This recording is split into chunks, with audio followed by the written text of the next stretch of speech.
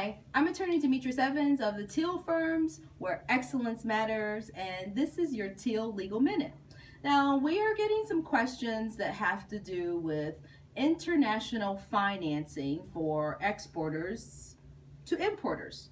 And so we have a couple of videos that we like to show you on this, but here is basically what happens. Whenever an exporter is going to send their products overseas, you have to get paid. So one of the easiest ways to get paid is just to ship the products and then make sure once the importer has received those products in the other country that they pay you in cash, by some type of wire transfer, or by a credit card. That's the simplest way.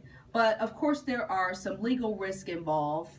Mainly, you may never get paid because you don't know who this importer is. So we're going to look at some of the ways that you can do financing for your international and export business and make sure the legal risks are substantially low.